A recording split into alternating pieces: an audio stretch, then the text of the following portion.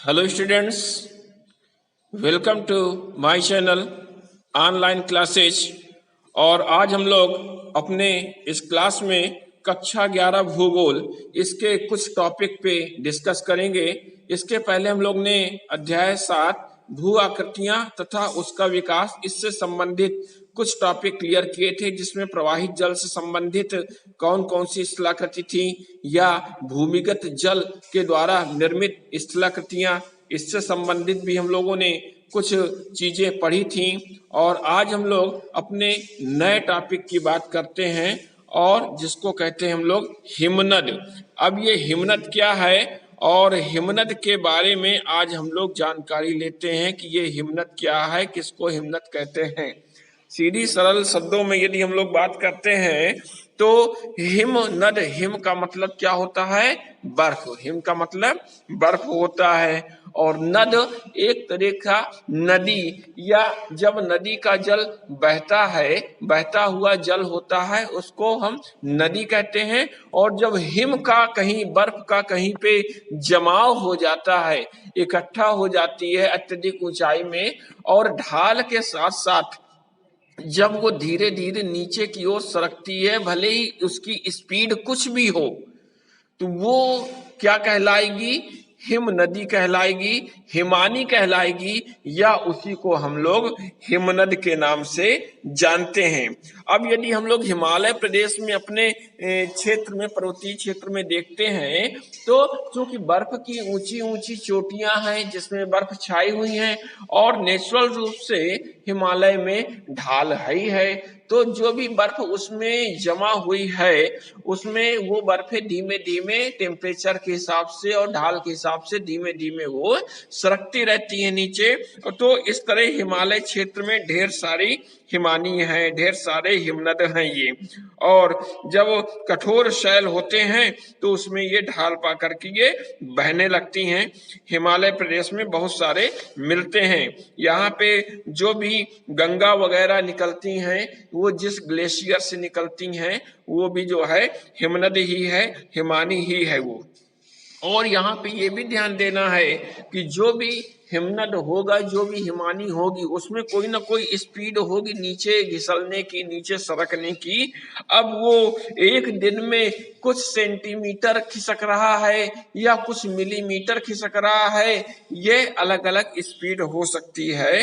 लेकिन ये ध्यान रखना है कि जो अपर्दन हो रहा है, उस अपर्दन में जो मेन रोल निभा रहा है हिमनद, ये एक प्रमुख कारण है। क्योंकि इसके पहले हम लोग ने बहता हुआ जल भी देखा था अपर्दन की दृष्टि से। इसके अलावा जो है भूमिगत जल के द्वारा भी अपर्दन हो रहा था, और यहाँ पे अब हिमानी के द्वारा भी अपर्दन होगा, हिमनद के द्वारा भी अपर्दन होगा। तो अब इसी अपर्दन की हम लोग बात करेंगे कि कौन कौन से ऐसे स्थल स्वरूप हैं। आपको चित्र में यहाँ पे दिख रहा है कि कौन कौन से ऐसे स्थल स्वरूप हैं, और हिमनद द्वारा जो अपर्दन होता है या जो निक्षेपण कार्य होता है, वो किस आधार पे होता है और किस तरह से होता है। सबसे पहले इसकी बात हम लोग करेंगे। तो होता क्या है कि जो भी ऊंचे पर्वत हुआ करते हैं, उन ऊंचे पर्वत में क्या होता है, छोटी छोटी पहाड़ियां होती हैं, छोटे छोटे मैदानी क्षेत्र होते हैं, और हिमानी के अपर्दन से ये सभी जो है घिसाव हो जाता है, वहां पे मैदानी क्षेत्र वहां पे बन जाते हैं। और फिर जो हिमानी के साथ घिस करके मलबा आया हुआ है, वो कहीं ना कहीं निक्षेपित होता है। तो इस तरह ढाल के नीचे वाले इलाके में कुछ मैदान बन जाते हैं, और उन मैदानों को हम लोग आउटवाश प्लेन कहते हैं। क्या कहते हैं? आउटवाश, आउटवाश, आउटवाश प्लेन कहते हैं, या हिमानी धौत कहते हैं। ऐसे मैदान जो कि हिमानी के जो साथ में पदार्थ आया है, अपर्दित पदार्थ, उसके निक्षेपण से जो बनते हैं, वो जो है आउटवाश प्लेन के नाम से जाने जाते हैं। इसके अलावा अब कुछ और भी ऐसे स्थल स्वरूप हैं जो कि हिमानी के द्वारा बनते हैं, और सबसे पहला नाम उसका आ रहा है सर्क। अब सर्क, सर्क के बारे में जानते हैं कि ये सर्क क्या है। हिमानी के द्वारा जो निर्मित अपर्दित स्थल स्वरूप होता है, उसमें आ रहा है सर्क। अब ये सर्क क्या है, तो ये गहरे होते हैं, लंबे हैं, चौड़े, कुछ गर्त हुआ करते हैं जो हिमानी के अपर्दन से उसके घिसने से ये बनते हैं और ये सर्क कहलाते हैं। इनकी दीवार सीधी होती है और ये तीव्र ढाल वाले हुआ करते हैं। साथ में जो हिम पिघलने पर जब ये बर्फ पिघलती है तो वहां पे जो गड्ढे टाइप बन जाते हैं, वहां पे झील बन जाती है, पानी भर जाता है, उसको हम लोग टॉर्न झील कहते हैं। तो ये सर्क हुआ करता है, अक्सर ऊपर से ये घिसाव होता है और नीचे की ओर ये मुड़ जाता है। तो इस तरह ये सर्क का आकार सामने आता है।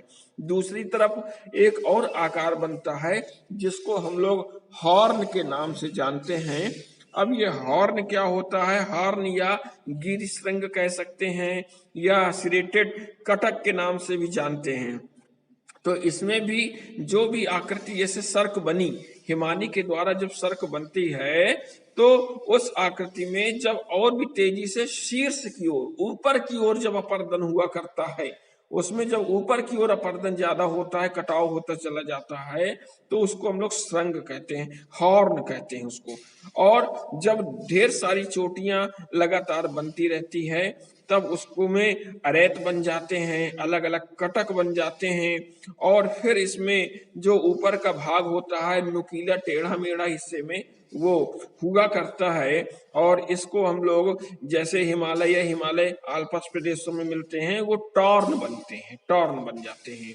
इसके बाद हिमनद घाटी आती है जिसको हम यू आकार की घाटी के नाम से जानते हैं। अब यहाँ पे एक चित्र हम आपको दिखा रहे हैं और ये जितने भी हम फिगर आपको दिखा रहे हैं ये अपनी नोटबुक में आप लोग बना लीजिएगा और ये सभी इम्पॉर्टेंट है, आपके पास बने होने चाहिए, एग्जाम में भी ये पूछे जाते हैं। तो यहाँ पे हम लोग हिमानी के द्वारा जो पर्दित स्थल स्वरूप है ये यू आकार की घाटी दिख रही है और इसमें क्या होता है, जिस घाटी में ये हिमनद बहा करता है उस घाटी में क्या होता है कि चौड़ाई बढ़ जाती है उसकी, क्योंकि नदी के द्वारा वी आकार की घाटी बनती है, लेकिन इसी घाटी में जब हिमानी चलती है तो अपर्दन ज्यादा हो जाता है और ये घाटी धीमे धीमे चौड़ी होना शुरू हो जाती है, तो यू आकार की घाटी बन जाती है। क्योंकि ये अंग्रेजी के यू अक्षर की तरह होती है, इसीलिए इसको हम क्या कहते हैं, यू आकार की घाटी है।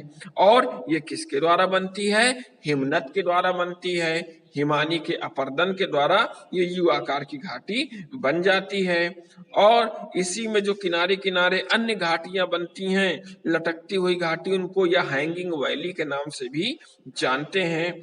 और साथ में जो गर्त बनते हैं, सागर जल के भर जाने से समुद्र के किनारे जो गर्त बन जाते हैं और वहां पे पानी भर जाता है, जल भर जाता है, उसको हम फियोर्ड के नाम से भी जानते हैं।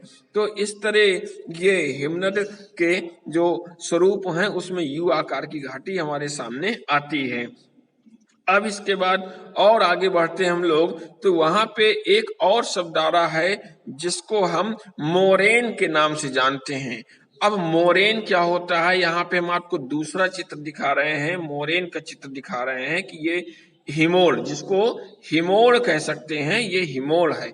अब ये हिमोड़ क्या है इसके बारे में थोड़ी सी जानकारी लेते हैं कि जब निक्षेपित स्थल स्वरूप है, ये निक्षेपण होता है, हिमानी के द्वारा जो भी मलबा अपर्दित होकर के आया है वो कहीं ना कहीं निक्षेप होगा, क्योंकि नीचे आने पे बर्फ घुल करके गल करके बह जाएगी और जो उसके साथ मटेरियल कंकड़ पत्थर आए हैं उसका जमाव हो जाएगा। तो इसमें इसको हम हिमोड़ कहते हैं। और ये हिमनद टिल है, गोलाश मृत्तिका, गोल गोल पत्थर होते हैं, उसके जमाव से और लंबी जो कटक है उन सभी से बन जाती है। अब ये हिमोड़ तीन प्रकार की हमको दिखाई दे रहे हैं फिगर में। एक होता है अंतस्थ हिमोल और जिसको हम टर्मिनल मोरेन के नाम से जानते हैं। दूसरा आपका पार्श्विक हिमोड़ होता है, यह लेटरल मोरेन के नाम से जानते हैं।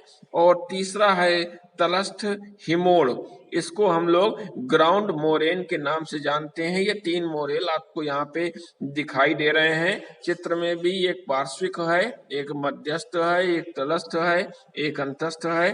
तो इस तरह अलग अलग ये हुआ करते हैं। इनके पार्ट बना दिए गए इन्होंने।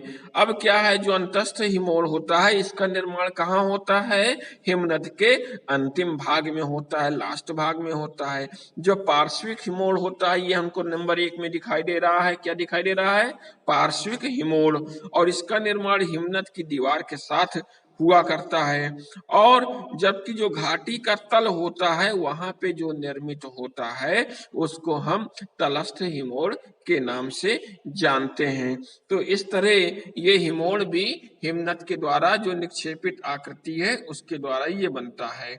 इसके अलावा अब निक्षेपित आकृतियों में एक आकृति और आ रही है और जिसको हम कह सकते हैं केम और एस्कर।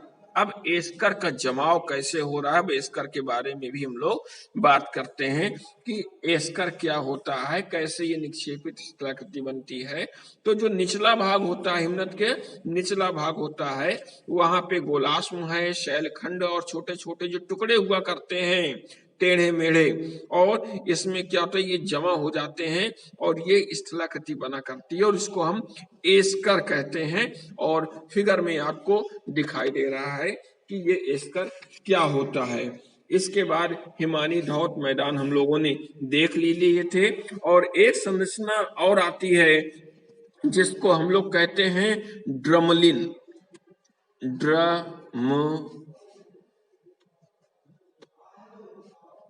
ड्रमलिन।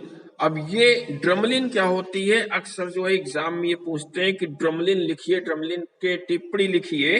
तो मिट्टी में जो छोटे छोटे मिट्टी के क्षेत्र बन जाते हैं गोलाकार अंडाकार, और इसमें रेत और बजरी के कटक बन जाते हैं, ऊंचाई कुछ न कुछ इसमें ऊंचाई भी नजर आते हैं, अलग अलग कटक हो जाते हैं और ये ड्रमलिन कहलाते हैं। अब यहाँ तक कि ये भी ध्यान रखना है कि जो इनकी लंबाई होती है ये जो है लगभग 1 किलोमीटर तक की होती है, और इनकी जो ऊंचाई होती है ये 30 मीटर तक होती है।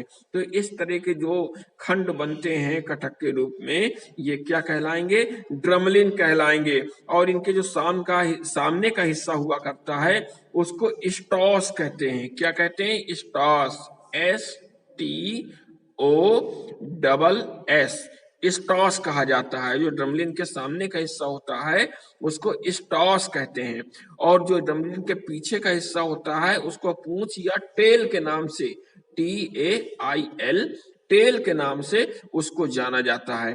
तो इस तरह हिमानी के द्वारा जो भी स्थल स्वरूप थे उन स्थल स्वरूपों को हमने देखा, और हिमानी के द्वारा अपर्दित स्थल स्वरूप और निक्षेपित स्थल स्वरूप, इन सब की जानकारी आज हम लोग ने आज के टॉपिक में ली है। अब इसके बाद हम लोग नेक्स्ट में हम लोग और भी कुछ टॉपिक पे डिस्कस करेंगे। इसके आप लोग नोट्स बना लीजिएगा, और जिसके पास पुराने वीडियोज वगैरह नहीं हो वो यदि चैनल को सब्सक्राइब कर लेंगे तो इसके पुराने सभी वीडियोज आपको पूरे टॉपिक पे मिल जाएंगे, और जिसके पास ये टॉपिक नहीं हो उसको आप आराम से शेयर भी कर सकते हैं और इससे नोट्स बना सकते हैं। तो मिलते हैं हम लोग अपने नेक्स्ट टर्न में और अगले टॉपिक के साथ, तब तक नमस्कार।